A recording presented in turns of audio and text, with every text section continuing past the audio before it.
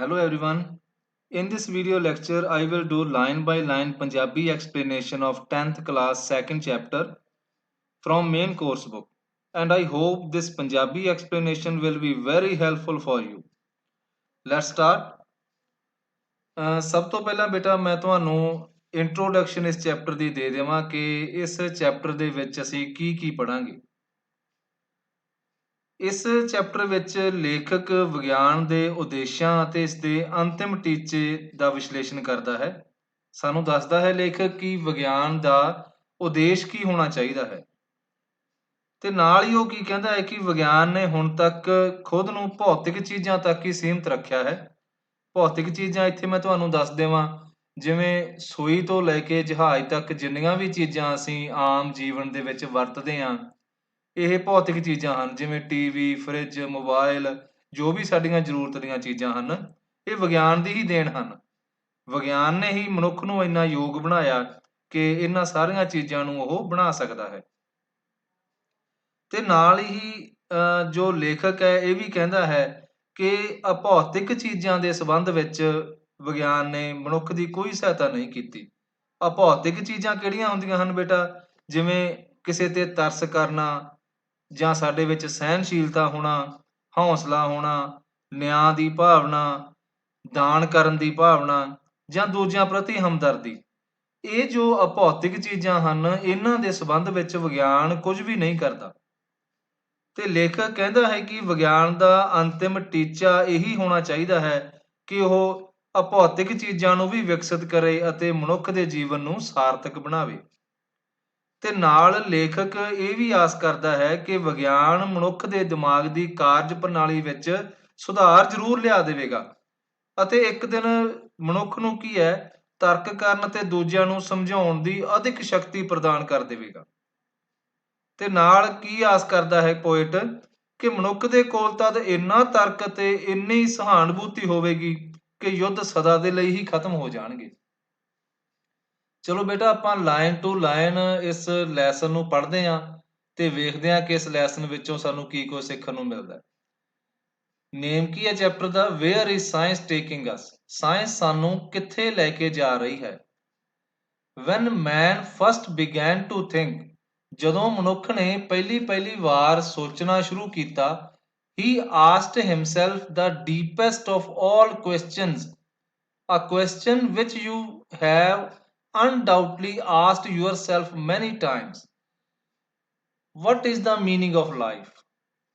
ਕੀ ਕਹਿ ਰਿਹਾ ਹੈ ਕਵੀ ਬੇਟਾ ਇਹਦੇ ਵਿੱਚ ਕਿ ਜਦੋਂ ਮਨੁੱਖ ਨੇ ਪਹਿਲਾਂ ਸੋਚਣਾ ਸ਼ੁਰੂ ਕੀਤਾ, ਉਸਨੇ ਆਪਣੇ ਆਪ ਨੂੰ ਸਾਰੇ ਪ੍ਰਸ਼ਨਾਂ ਤੋਂ ਡੂੰਘਾ ਇੱਕ ਪ੍ਰਸ਼ਨ ਕੀ ਕੀਤਾ, ਜੋ ਕੀ ਹੈ, ਇਹ ਇੱਕ ਇਹੋ ਜਿਹਾ ਕੁਐਸਚਨ ਹੈ ਜੋ ਕੋਈ ਸ਼ੱਕ ਨਹੀਂ ਕਿ ਤੁਸੀਂ ਆਪਣੇ ਆਪ ਨੂੰ ਬਹੁਤ ਵਾਰੀ ਕੀਤਾ ਹੋਣਾ ਕਿ ਇਸ ਜੀਵਨ ਦਾ ਮਤਲਬ ਕੀ ਹੈ। What is the meaning of life? ਜੋ ਆਪਣਾ ਇਹ ਜੀਵਨ ਹੈ, ਇਸ ਦਾ ਕੀ ਮੀਨਿੰਗ ਹੈ। What is it all about? ਕਾਹਦੇ ਬਾਰੇ ਹੈ ਇਹ? Where are we all going? ਅਸੀਂ ਸਾਰੇ ਕਿੱਥੇ ਜਾ ਰਹੇ ਹਾਂ।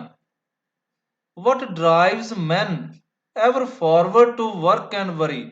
ਉਹ ਕਿਹੜੀ ਚੀਜ਼ ਹੈ ਜੋ ਮਨੁੱਖ ਨੂੰ ਕੰਮ ਕਰਨ ਅਤੇ ਚਿੰਤਾ ਕਰਨ ਦੇ ਵੱਲ ਅੱਗੇ ਵਧਾਉਂਦੀ ਰਹਿੰਦੀ ਹੈ। ਕਿਉਂਕਿ ਮਨੁੱਖ ਹੁਣ ਕੰਮ ਕਰਦਾ ਰਹਿੰਦਾ ਹੈ, ਅੱਗੇ ਅਲੱਗ-ਅਲੱਗ ਤਰ੍ਹਾਂ ਦੀਆਂ ਚਿੰਤਾਵਾਂ ਹਨ ਮਨੁੱਖ ਨੂੰ। ਉਹ ਕੀ ਚੀਜ਼ ਹੈ ਜੋ ਮਨੁੱਖ ਨੂੰ ਕੰਮ ਕਰਨ ਅਤੇ ਚਿੰਤਾ ਕਰਨ ਦੇ ਵੱਲ ਲਿਜਾਂਦੀ ਰਹਿੰਦੀ ਹੈ। And now there is an other big question, ਅਤੇ ਹੁਣ ਇੱਕ ਹੋਰ ਵੱਡਾ ਕੁਐਸਚਨ ਸਾਡੇ ਸਾਹਮਣੇ ਹੈ। a newer question which is beginning to force itself into our notice, ਜੋ ਕੀ ਹੈ ਸਾਡੇ ਦਿਮਾਗ ਵਿੱਚ ਆਉਣਾ ਸਟਾਰਟ ਹੋ ਗਿਆ ਹੈ।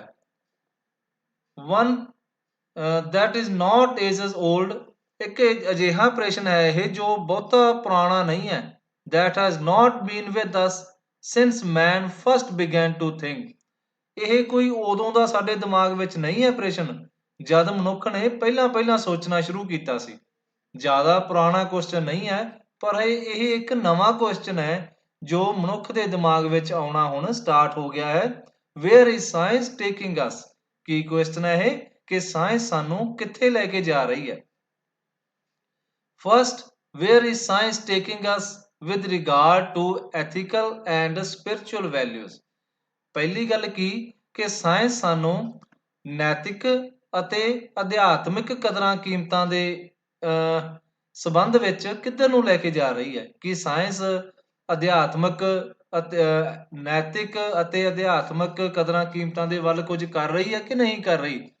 We know what it is doing with regard to material things। ਅਸੀਂ ਇਹ ਤਾਂ ਜਾਣਦੇ ਹਾਂ ਕਿ ਜੋ ਸਾਇੰਸ ਹੈ ਮੈਟੀਰੀਅਲ ਯਾਨੀ ਕਿ ਭੌਤਿਕ ਚੀਜ਼ਾਂ ਦੇ ਸੰਬੰਧ ਵਿੱਚ ਕੀ ਕਰ ਰਹੀ ਹੈ। ਜਿਵੇਂ ਕਿ ਤੁਹਾਨੂੰ ਮੈਂ ਹੁਣੇ ਦੱਸਿਆ ਸੀ ਕਿ ਭੌਤਿਕ ਚੀਜ਼ਾਂ ਦੇ ਸੰਬੰਧ ਵਿੱਚ ਤਾਂ ਸਾਇੰਸ ਬਹੁਤ ਕੁਝ ਕਰ ਰਹੀ ਹੈ। ਸੂਈ ਤੋਂ ਲੈ ਕੇ ਜਹਾਜ਼ ਤੱਕ ਇਹ ਸਾਇੰਸ ਦੀ ਹੀ ਦੇਣ ਹਨ। For material things are it's daily business. ਜੋ ਮਟੀਰੀਅਲ ਇਹ ਚੀਜ਼ਾਂ ਹਨ ਇਹ ਤਾਂ ਇਸ ਦੇ ਰੋਜ਼ਮਰਾ ਦੇ ਕੰਮ ਹਨ। But what is it doing with regard to non material things। ਪਰ ਹੁਣ ਪ੍ਰਸ਼ਨ ਕੀ ਹੈ ਕਿ ਅਭੌਤਿਕ ਚੀਜ਼ਾਂ ਹਨ ਜਿਹੜੀਆਂ ਨਾਨ ਮੈਟੀਰੀਅਲ ਚੀਜ਼ਾਂ ਹਨ ਉਹਨਾਂ ਦੇ ਸੰਬੰਧ ਵਿੱਚ ਸਾਇੰਸ ਕੀ ਕਰ ਰਹੀ ਹੈ। ਇਫ ਦਾ ਆਨਸਰ ਵਰ ਨਥਿੰਗ ਐਟ ਆਲ। ਜੇਕਰ ਹੁਣ ਉੱਤਰ ਇਹ ਹੋਵੇ ਕਿ ਕੁਝ ਵੀ ਨਹੀਂ ਕਰ ਰਹੀ that would be bad enough। ਤਾਂ ਬਹੁਤ ਮਾੜੀ ਗੱਲ ਹੈ ਇਹ। But the actual answer is less than nothing. ਪਰ ਅਸਲ ਵਿੱਚ ਆਨਸਰ ਤਾਂ ਇਹ ਹੈ ਕਿ ਸਾਇੰਸ ਤਾਂ ਨਾ ਦੇ ਨਾਲੋਂ ਵੀ ਘੱਟ ਕਰ ਰਹੀ ਹੈ। ਅਭੌਤਿਕ ਚੀਜ਼ਾਂ ਦੇ ਸੰਬੰਧ ਵਿੱਚ ਨਾ ਦੇ ਨਾਲੋਂ ਵੀ ਘੱਟ ਕਰ ਰਹੀ ਹੈ। Here science is actually doing less than nothing। Its material teachings have been so overemphasized that many people are floundering and wondering whether after all man is but a machine animated by forces over which he has no control। ਜੋ material teachings ਹਨ ਇਸ ਦੀਆਂ science ਦੀਆਂ ਜੋ ਭੌਤਿਕ ਸਿੱਖਿਆਵਾਂ ਹਨ ਉਹ ਕੀ ਹੈ ਬਹੁਤ ਉਹਨਾਂ ਤੇ ਜ਼ੋਰ ਦਿੱਤਾ ਜਾਂਦਾ ਹੈ ਕਿ ਬਹੁਤ ਸਾਰੇ ਜੋ ਲੋਕ ਹਨ ਉਹ ਕੀ ਹੈ ਭਟਕ ਰਹੇ ਹਨ ਅਤੇ ਹੈਰਾਨ ਹੋ ਰਹੇ ਹਨ whether after all man is but a machine. ਜੋ ਮੈਨ ਹੈ ਮਨੁੱਖ ਹੈ ਉਹ ਇੱਕ ਮਸ਼ੀਨ ਹੀ ਬਣ ਚੁੱਕਾ ਹੈ ਐਨੀਮੇਟਡ ਬਾਈ ਫੋਰਸਸ ਜੋ ਕਿ ਇਹੋ ਜਿਹੀਆਂ ਸ਼ਕਤੀਆਂ ਦੁਆਰਾ ਸੰਚਾਲਿਤ ਕੀਤਾ ਜਾ ਰਿਹਾ ਹੈ ਮਨੁੱਖ ਜਿਨ੍ਹਾਂ ਦੇ ਉੱਤੇ ਕੀ ਹੈ ਮਨੁੱਖ ਦਾ ਕੰਟਰੋਲ ਹੀ ਨਹੀਂ ਹੈ। ਭਾਵ ਮਨੁੱਖ ਇਹਨਾਂ ਮਸ਼ੀਨਾਂ ਦੇ ਇੰਨਾ ਕੰਟਰੋਲ ਵਿੱਚ ਆ ਗਿਆ ਹੈ ਕਿ ਉਹ ਭਟਕ ਰਿਹਾ ਹੈ ਦੁਨੀਆ ਦੇ ਉੱਤੇ। ਉਸਦੇ ਕੋਲ ਇਹਨਾਂ ਹੁਣ ਮਸ਼ੀਨਾਂ ਦੇ ਵੀ ਕੰਟਰੋਲ ਤੋਂ ਬਾਹਰ ਹੋ ਰਿਹਾ ਹੈ ਮਨੁੱਖ ਕਿ ਮਸ਼ੀਨਾਂ ਦੇ ਉੱਤੇ ਇਸ ਦਾ ਕੰਟਰੋਲ ਨਹੀਂ ਹੈ ਹੁਣ। Let's concentrate on material things. ਚਲੋ ਮਟੀਰੀਅਲ ਚੀਜ਼ਾਂ ਦੇ ਉੱਤੇ ਧਿਆਨ ਦਿੰਨੇ ਆ। The things that form the very strong hold of science. ਜਿਨ੍ਹਾਂ ਦੇ ਉੱਪਰ ਸਾਇੰਸ ਦਾ ਕੀ ਹੈ ਬਹੁਤ ਜ਼ਿਆਦਾ ਹੋਲਡ ਹੈ ਜੋ ਕੀ ਹੈ ਸਾਇੰਸ ਦੀ ਜਿਨ੍ਹਾਂ ਦੇ ਉੱਪਰ ਬਹੁਤ ਜ਼ਿਆਦਾ ਪਕੜ ਹੈ ਉਹਨਾਂ ਮਟੀਰੀਅਲ ਚੀਜ਼ਾਂ ਬਾਰੇ ਗੱਲ ਕਰਦੇ ਹਾਂ। Look at the machine. ਚਲੋ ਮਸ਼ੀਨ ਦੇ ਵੱਲ ਵੇਖਦੇ ਹਾਂ। ਫੋਰ ਇੰਸਟੈਂਸ ਉਦਾਹਰਨ ਦੇ ਤੌਰ ਤੇ ਮਸ਼ੀਨਾਂ ਨੂੰ ਲੈਂਦੇ ਹਾਂ ਅਸੀਂ ਸਭ ਤੋਂ ਪਹਿਲਾਂ ਜੋ ਕੀ ਹੈ ਸਾਇੰਸ ਦੀ ਦੇਣ ਹਨ। This is the age of the machine. ਇਹ ਇੱਕ ਮਸ਼ੀਨੀ ਯੁੱਗ ਹੈ। ਮਸ਼ੀਨਸ ਆਰ ਐਵਰੀਵੇਅਰ ਇਨ ਦਾ ਫੀਲਡਸ ਇਨ ਦਾ ਫੈਕਟਰੀਜ਼ ਇਨ ਦਾ ਹੋਮ ਇਨ ਦਾ ਸਟਰੀਟਸ। ਮਸ਼ੀਨਾਂ ਜੋ ਹਨ ਉਹ ਹਰ ਕਿਤੇ ਹਨ ਹਰ ਖੇਤਰ ਵਿੱਚ ਹਨ ਜਿਵੇਂ ਕਿ ਖੇਤਾਂ ਵਿੱਚ ਫੈਕਟਰੀਆਂ ਵਿੱਚ ਘਰਾਂ ਵਿੱਚ ਗਲੀਆਂ ਵਿੱਚ ਸ਼ਹਿਰ ਵਿੱਚ ਇਨ ਦਾ ਕੰਟਰੀ ਸਾਰੇ ਦੇਸ਼ ਵਿੱਚ ਹੀ ਹਨ। ਐਵਰੀਵੇਅਰ ਹਰ ਕਿਤੇ ਮਸ਼ੀਨਾਂ ਹਨ। ਇਹ ਤਾਂ ਪਤਾ ਹੀ ਆਪਾਂ ਨੂੰ ਕਿ ਅਸੀਂ ਆਪਣੇ ਕੰਮ ਦੇ ਵਿੱਚ ਹਰ ਇੱਕ ਕੰਮ ਦੇ ਵਿੱਚ ਮਸ਼ੀਨਾਂ ਦੀ ਵਰਤੋਂ ਕਰ ਰਹੇ ਹਾਂ। To fly it is not necessary to have wings. ਉੱਡਣ ਦੇ ਲਈ ਹੁਣ ਖੰਭਾਂ ਦੀ ਜ਼ਰੂਰਤ ਨਹੀਂ ਹੈ। There are machines. ਮਸ਼ੀਨਾਂ ਹਨ ਉੱਡਣ ਦੇ ਲਈ ਜਿਵੇਂ ਕਿ ਜਹਾਜ਼ ਹਨ ਸਾਡੇ ਲਈ। To swim under the sea it is not necessary to have gills. ਜੇਕਰ ਅਸੀਂ ਤੈਰਨਾ ਹੈ ਸਮੁੰਦਰ ਦੇ ਵਿੱਚ ਤਾਂ ਕੋਈ ਗਲਫੜੇ ਹੋਣ ਦੀ ਜ਼ਰੂਰਤ ਨਹੀਂ ਹੈ ਕਿ ਸਾਡੇ ਗਲਫੜੇ ਲੱਗੇ ਹੋਣ ਮਛਲੀਆਂ ਦੇ ਵਾਂਗ। ਤੈਰਨ ਦੇ ਲਈ ਸਾਡੇ ਕੋਲ ਕੀ ਹਨ ਸਮੁੰਦਰੀ ਜਹਾਜ਼ ਹਨ ਕਿਸ਼ਤੀਆਂ ਹਨ ਇਹ ਵੀ ਮਸ਼ੀਨਾਂ ਹੀ ਹਨ ਨਾ। There are machines. To kill our fellow man. ਅਸੀਂ ਜੇਕਰ ਆਪਣੇ ਨਾਲ ਦੇ ਮਨੁੱਖਾਂ ਨੂੰ ਮਾਰਨਾ ਹੈ ਇਨ ਓਵਰਵੈਲਮਿੰਗ ਨੰਬਰਸ ਬਹੁਤ ਵੱਡੀ ਸੰਖਿਆ ਦੇ ਵਿੱਚ ਮਾਰਨਾ ਹੈ ਦੇਅਰ ਆਰ ਮਸ਼ੀਨਸ ਤਾਂ ਵੀ ਮਸ਼ੀਨਾਂ ਹਨ। ਇਹ ਬੇਟਾ ਜੋ ਮਸ਼ੀਨ ਗਨਸ ਹਨ ਪਿਸਟਲਸ ਹਨ ਇਹ ਵੀ ਮਸ਼ੀਨਾਂ ਹੀ ਹਨ। Petrol machines alone provide 10 times more power than all human beings in the world। ਜੋ ਪੈਟਰੋਲ ਤੇ ਚੱਲਣ ਵਾਲੀਆਂ ਮਸ਼ੀਨਾਂ ਹਨ ਨਾ ਉਹ ਪੂਰੇ ਸੰਸਾਰ ਵਿੱਚ ਜੋ ਮਨੁੱਖੀ ਪਾਵਰ ਹੈ ਉਸ ਤੋਂ 10 ਗੁਣਾ ਜ਼ਿਆਦਾ ਹਨ। ਦੇਖੋ ਬੇਟਾ ਹੁਣ ਮਸ਼ੀਨਾਂ ਸਾਡੇ ਜੀਵਨ ਵਿੱਚ ਹਰ ਖੇਤਰ ਵਿੱਚ ਹਨ ਤੇ ਕਿਸ ਤਰ੍ਹਾਂ ਸਾਡੇ ਜੀਵਨ ਨੂੰ ਇਹ ਪ੍ਰਭਾਵਿਤ ਕਰਦੀਆਂ ਹਨ। In the busiest countries, each individual has 600 human slaves in his machines. ਜੇਕਰ ਅਸੀਂ ਵਿਅਸਤ ਦੇਸ਼ਾਂ ਦੀ ਗੱਲ ਕਰੀਏ ਤਾਂ ਹਰ ਇੱਕ ਵਿਅਕਤੀ ਕੋਲ 600 ਹਿਊਮਨ ਸਲੇਵਸ ਹਨ ਇਨ ਹਿਜ਼ ਮਸ਼ੀਨਸ। ਮਸ਼ੀਨਾਂ ਉਸਦੇ ਕੋਲ ਹਨ। ਇਸ ਤਰ੍ਹਾਂ ਹੈ ਜਿਵੇਂ ਉਸਦੇ ਕੋਲ ਕੀ ਹੈ 600 ਗੁਲਾਮ ਹੀ ਹੋਣ, ਇੰਨੀਆਂ ਮਸ਼ੀਨਾਂ ਦੀ ਉਹ ਵਰਤੋਂ ਕਰ ਰਿਹਾ ਹੈ। What are the consequences of this abnormal power? ਇਸ ਜੋ ਇਹ ਅਬਨੋਰਮਲ ਪਾਵਰ ਹੈ ਇਸ ਦੇ ਨਤੀਜੇ ਕੀ ਨਿਕਲਣੇ ਹਨ। ਬਿਫੋਰ ਦਾ ਵਾਰ ਕੀ ਨਤੀਜੇ ਹੁਣ ਨਿਕਲੇ ਹਨ। ਯੁੱਧ ਤੋਂ ਪਹਿਲਾਂ it looked as though it might be possible for the first time in history to provide food and clothing and shelter for the teeming population of the world. ਹੁਣ ਯੁੱਧ ਤੋਂ ਪਹਿਲਾਂ ਇਹ ਸੋਚਿਆ ਜਾ ਰਿਹਾ ਸੀ ਕਿ ਸ਼ਾਇਦ ਹੁਣ ਇਹ ਸੰਭਵ ਹੋ ਜਾਵੇਗਾ, ਪਹਿਲੀ ਵਾਰੀ ਇਤਿਹਾਸ ਵਿੱਚ ਇਹ ਸੰਭਵ ਹੋਵੇਗਾ ਕਿ ਜੋ ਟੀਮਿੰਗ ਪਾਪੂਲੇਸ਼ਨ ਹੈ, ਵੱਧ ਰਹੀ ਸੰਖਿਆ ਹੈ, ਪਹਿਲੀ ਵਾਰ ਉਹਨਾਂ ਨੂੰ ਕੀ ਹੈ ਭੋਜਨ, ਕੱਪੜੇ ਅਤੇ ਰਹਿਣ ਦੇ ਲਈ ਜਗ੍ਹਾ ਮੁਹੱਈਆ ਕਰਵਾਈ ਜਾ ਸਕੇਗੀ, ਕਿਉਂਕਿ ਮਸ਼ੀਨਾਂ ਨੇ ਬਹੁਤ ਜ਼ਿਆਦਾ ਤਰੱਕੀ ਕਰ ਲਈ ਹੈ। ਮਸ਼ੀਨਾਂ ਦੇ ਨਾਲ ਮਨੁੱਖ ਨੇ ਤਰੱਕੀ ਕਰ ਲਈ ਹੈ ਤੇ ਹੁਣ ਜੋ ਜਨਸੰਖਿਆ ਵੱਧ ਰਹੀ ਹੈ, ਯੁੱਧ ਤੋਂ ਪਹਿਲਾਂ ਹੀ ਜੋ ਵਰਲਡ ਵਾਰ ਲੱਗੀ ਉਸ ਤੋਂ ਪਹਿਲਾਂ ਹੀ ਇਹ ਸੋਚਿਆ ਜਾ ਰਿਹਾ ਸੀ ਕਿ ਹੁਣ ਅਸੀਂ ਯੋਗ ਹੋ ਗਏ ਹਾਂ ਕਿ ਵੱਡੀ ਸੰਖਿਆ ਦੇ ਵਿੱਚ ਲੋਕਾਂ ਨੂੰ ਅਸੀਂ ਭੋਜਨ, ਕੱਪੜੇ ਅਤੇ ਰਹਿਣ ਦੇ ਲਈ ਜੋ ਘਰ ਵਗੈਰਾ ਹਨ ਉਹ ਮੁਹੱਈਆ ਕਰਵਾ ਲਵਾਂਗੇ। Every man, woman and child, ਹਰ ਕਿਸੇ ਦੇ ਲਈ।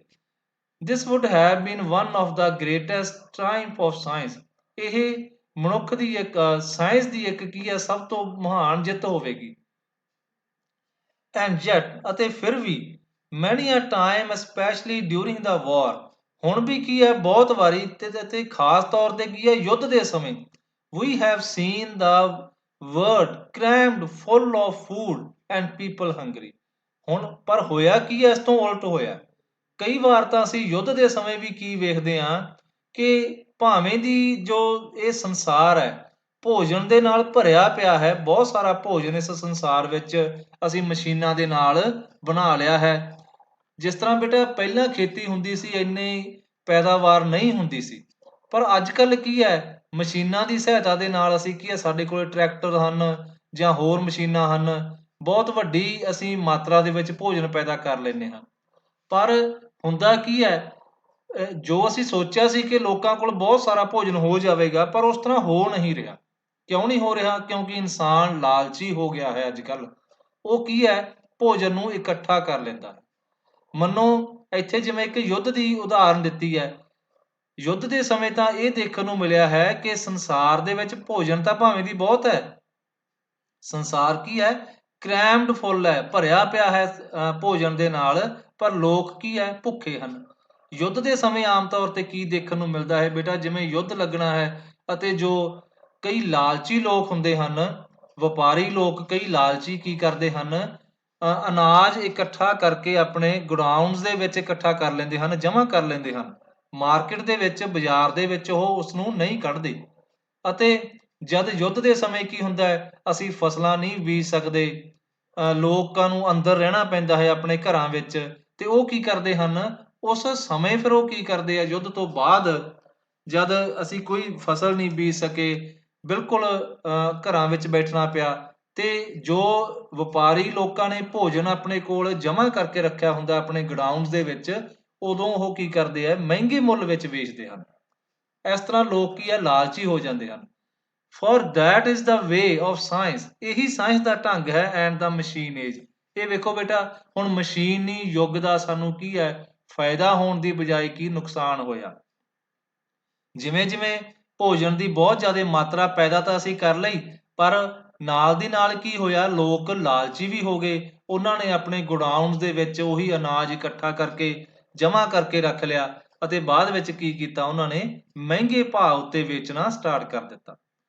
ਸਾਇੰਸ ਪ੍ਰੋਡਿਊਸਸ ਦਾ ਗੁੱਡਸ, ਸਾਇੰਸ ਜੋ ਹੈ ਕੀ ਹੈ ਸਮਾਨ ਚੀਜ਼ਾਂ ਪੈਦਾ ਕਰਦੀ ਹੈ, ਇਟ ਮੇਕਸ ਦਾ ਗੁੱਡਸ ਸਮਾਨ ਬਣਾਉਂਦੀ ਹੈ, but has no control over the consequences, ਪਰ ਇਸ ਦੇ ਨਤੀਜੇ ਕੀ ਨਿਕਲਣਗੇ ਉਹਨਾਂ ਦੇ ਉੱਤੇ ਸਾਇੰਸ ਦਾ ਕੋਈ ਕੰਟਰੋਲ ਨਹੀਂ ਹੈ।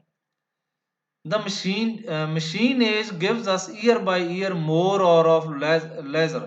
ਹੁਣ ਜੋ ਮਸ਼ੀਨੀ ਯੁੱਗ ਹੈ, ਇਹ ਸਾਨੂੰ ਕੀ ਹੈ, ਬਹੁਤ ਹੀ ਘੰਟੇ, ਜੋ ਵੇਲ ਦੇ ਘੰਟੇ ਹਨ, ਲੈਜ਼ਰ ਦੇ ਹਨ, ਸਮਾਂ ਹੈ ਜੋ ਸਾਡਾ ਵਿਹਲਾ ਸਮਾਂ ਹੈ, ਉਹ ਸਾਨੂੰ ਬਹੁਤ ਦੇ ਦਿੰਦਾ ਹੈ। ਜਿਵੇਂ ਇਹ ਵੇਖੋ ਬੇਟਾ, ਜੋ ਕੰਮ ਇੱਕ ਮਨੁੱਖ ਨੇ ਪੂਰੇ ਦਿਨ ਵਿੱਚ ਕਰਨਾ ਹੈ, ਕਿਸੇ ਮਸ਼ੀਨ ਦੇ ਨਾਲ ਉਹ ਕੀ ਕਰੇਗਾ, ਕੁਝ ਕੁ ਘੰਟਿਆਂ ਵਿੱਚ ਹੀ ਖਤਮ ਕਰ ਲਵੇਗਾ ਤੇ ਉਸ ਕੋਲ ਕਾਫੀ ਸਾਰਾ ਵਿਹਲਾ ਸਮਾਂ ਬਚ ਜਾਵੇਗਾ। But it fails to teach us how to use them। ਪਰ ਸਾਇੰਸ ਸਾਨੂੰ ਇਹ ਨਹੀਂ ਦੱਸਦੀ ਕਿ ਅਸੀਂ ਉਸ ਵਿਹਲੇ ਸਮੇਂ ਨੂੰ ਵਰਤੀਏ ਕਿਵੇਂ। It gives us mechanical habits of mind and represses the spirit of adventure। ਜੋ ਸਾਇੰਸ ਹੈ, ਸਾਨੂੰ ਕੀ ਹੈ, ਇੱਕ ਮਕੈਨੀਕਲ ਹੈਬਿਟਸ ਦੇ ਦਿੱਤੀਆਂ ਹਨ, ਮਸ਼ੀਨੀ ਆਦਤਾਂ ਦੇ ਦਿੱਤੀਆਂ ਹਨ ਸਾਡੇ ਮਾਈਂਡ ਨੂੰ ਇਸਨੇ, ਅਤੇ ਇਹ ਕੀ ਹੈ, ਸਾਡੀ ਜੋ ਭਾਵਨਾ ਹੈ, ਸਪਿਰਿਟ ਹੈ, ਕਾਰਨਾਮੇ ਕਰਨ ਦੀ, ਆਪ ਕੁਝ ਕਰਨ ਦੀ ਸਾਡੀ ਭਾਵਨਾ ਹੈ, ਉਸ ਨੂੰ ਇਸਨੇ ਦਬਾ ਦਿੱਤਾ ਹੈ। Accept along machine made lines. ਅਸੀਂ ਤਾਂ ਬਸ ਮਸ਼ੀਨਾਂ ਦੇ ਦਿਖਾਏ ਰਸਤਿਆਂ ਉੱਤੇ ਹੀ ਹੁਣ ਚੱਲਣ ਲੱਗ ਪਏ ਹਨ। We will need all our creative powers to think our way out of the social problems। ਸਾਨੂੰ ਕੀ ਹੈ, ਹੁਣ ਜ਼ਰੂਰਤ ਕਿਸ ਚੀਜ਼ ਦੀ ਪਵੇਗੀ, ਆਪਣੀਆਂ ਜੋ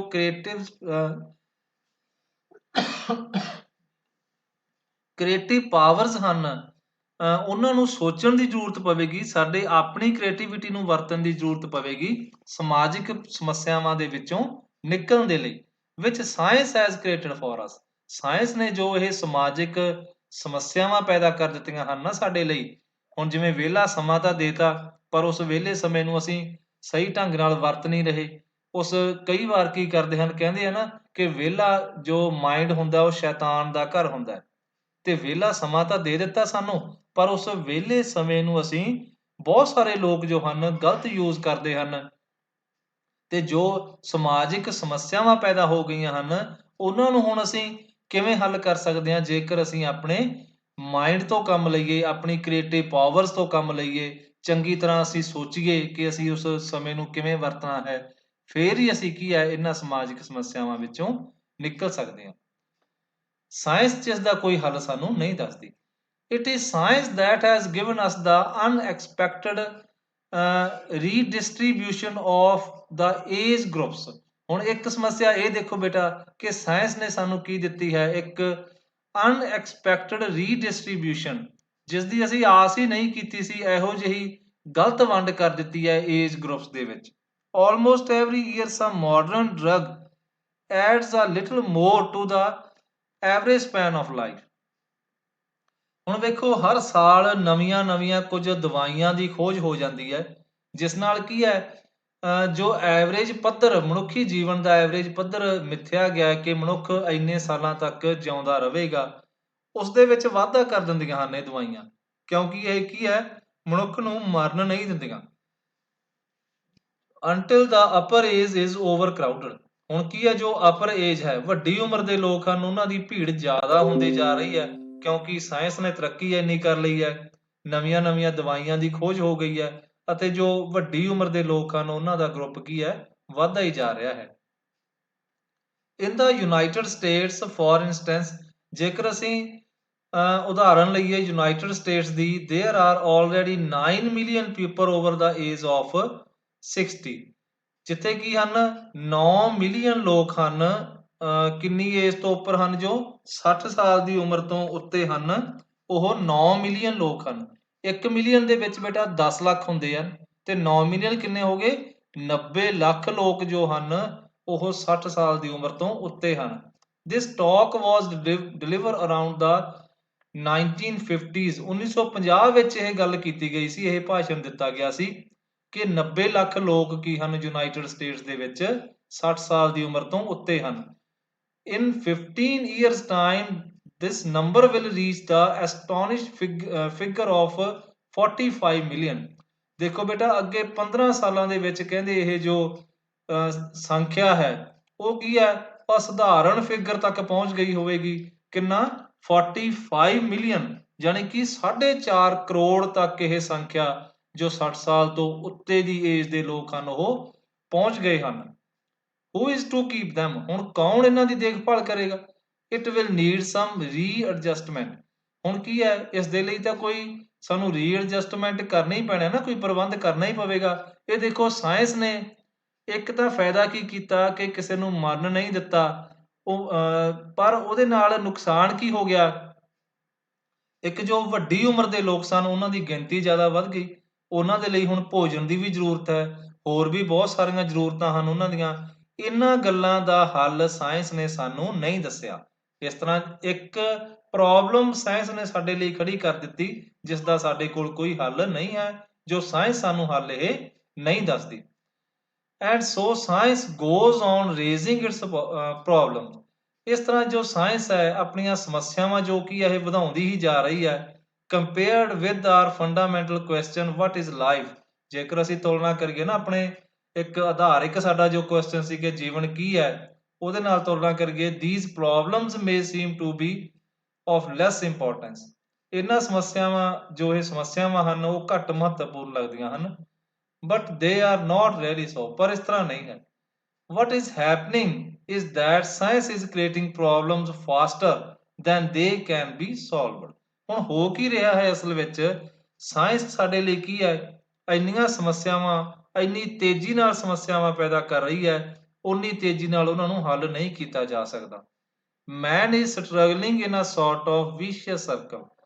ਮੈਨ ਜੋ ਹੈ, ਮਨੁੱਖ ਹੈ, ਉਹ ਇੱਕ ਤਰ੍ਹਾਂ ਨਾਲ ਸੰਘਰਸ਼ ਕਰ ਰਿਹਾ ਹੈ, ਇੱਕ ਬੜੇ ਹੀ ਦੁਸ਼ਟ ਚੱਕਰ ਦੇ ਵਿੱਚ ਫਸਿਆ ਪਿਆ ਹੈ। ਮਨੁੱਖ ਸੰਘਰਸ਼ ਕਰ ਰਿਹਾ ਉਸ ਵਿੱਚੋਂ ਨਿਕਲਣ ਦਾ, always striving to catch up and never getting nearer। ਪਰ ਉਹ ਕੀ ਹੈ, ਬੜੀ ਕੋਸ਼ਿਸ਼ ਕਰ ਰਿਹਾ ਹੈ, ਪਰ ਆਪਣੀਆਂ ਸਮੱਸਿਆਵਾਂ ਨੂੰ ਹੱਲ ਕਰਨ ਦੇ ਉਹ ਨੇੜੇ ਵੀ ਨਹੀਂ ਪਹੁੰਚ ਰਿਹਾ।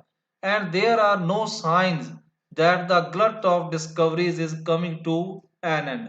ਅਤੇ ਕੋਈ ਇਸ ਤਰ੍ਹਾਂ ਦਾ ਚਿੰਨ੍ਹ ਵੀ ਨਹੀਂ ਸਾਨੂੰ ਦਿਖਾਈ ਦਿੰਦਾ ਕਿ ਇਹ ਜੋ ਡਿਸਕਵਰੀਜ਼ ਹਨ, ਇਹ ਖੋਜਾਂ ਹਨ, ਨਵੀਆਂ-ਨਵੀਆਂ ਜੋ ਖੋਜਾਂ ਕੀਤੀਆਂ ਜਾ ਰਹੀਆਂ ਹਨ ਮਨੁੱਖ ਦੁਆਰਾ, ਇਹਨਾਂ ਦਾ ਕੋਈ ਜਲਦੀ ਐਂਡ ਹੋਣ ਵਾਲਾ ਹੈ, ਕਿਉਂਕਿ ਮਨੁੱਖ ਬਹੁਤ ਸਾਰੀਆਂ ਖੋਜਾਂ ਕਰ ਰਿਹਾ ਹੈ। ਵਾਰ ਇਜ਼ ਦਾ ਵਰਸਟ ਐਗਜ਼ਾਮਪਲ। ਜੋ ਯੁੱਧ ਹੈ ਉਹ ਕੀ ਹੈ, ਇੱਕ ਸਭ ਤੋਂ ਭੈੜੀ ਉਦਾਹਰਨ ਹੈ। Science has pushed it so far forward that ethics and morals are floundering hopelessly behind। ਜੋ ਯੁੱਧ ਹੈ ਇੱਕ ਬਹੁਤ ਹੀ ਸਭ ਤੋਂ ਭੈੜੀ ਉਦਾਹਰਨ ਹੈ। ਸਾਇੰਸ ਨੇ ਇਸ ਨੂੰ ਕੀ ਹੈ, ਇੱਕ ਪੁਸ਼ ਕਰ ਦਿੱਤਾ ਹੈ, ਅੱਗੇ ਧਕੇਲ ਦਿੱਤਾ ਹੈ, ਇੰਨਾ ਅੱਗੇ ਧਕੇਲ ਦਿੱਤਾ ਹੈ ਕਿ ਜੋ ਨੈਤਿਕਤਾਵਾਂ ਹਨ ਉਹ ਕੀ ਹੈ, ਪਿੱਛੇ ਬੜੇ ਹੀ ਬੇਬਸ ਤਰੀਕੇ ਨਾਲ ਲੜਖੜਾਉਂਦੀਆਂ ਹੋਈਆਂ ਸਾਨੂੰ ਦਿਖਾਈ ਦੇ ਰਹੀਆਂ ਹਨ। ਇਟ ਮੇਕ ਵਨ ਸਮਟਾਈਮਸ ਅਸ। ਇਹ ਕੀ ਹੈ, ਇਟ ਮੇਕਸ ਵਨ ਸਮਟਾਈਮਸ ਅਸ। ਵਿਅਕਤੀ ਫਿਰ ਇੱਕ ਦਿਨ ਇਹ ਕੁਐਸਚਨ ਕਰਦਾ ਹੈ, ਮਜਬੂਰ ਕਰ ਦਿੰਦੀਆਂ ਹਨ ਇਹ ਵਿਅਕਤੀ ਨੂੰ ਕੁਐਸਚਨ ਕਰਨ ਦੇ ਲਈ ਜੋ ਸਮੱਸਿਆਵਾਂ ਹਨ। What is science really after. ਅਸਲ ਵਿੱਚ ਸਾਇੰਸ ਕਿਸ ਗੱਲ ਦੇ ਪਿੱਛੇ ਲੱਗੀ ਹੋਈ ਹੈ? What are it's AIIMS. ਇਸ ਦੇ ਕੀ ਉਦੇਸ਼ ਹਨ? ਵਟ ਇਜ਼ ਇਟਸ ਗੋਲ। ਇਸ ਦਾ ਨਿਸ਼ਾਨਾ ਕੀ ਹੈ? Okay students, we will continue this chapter in our next video lecture। I hope you are understanding this lesson। Okay, bye students।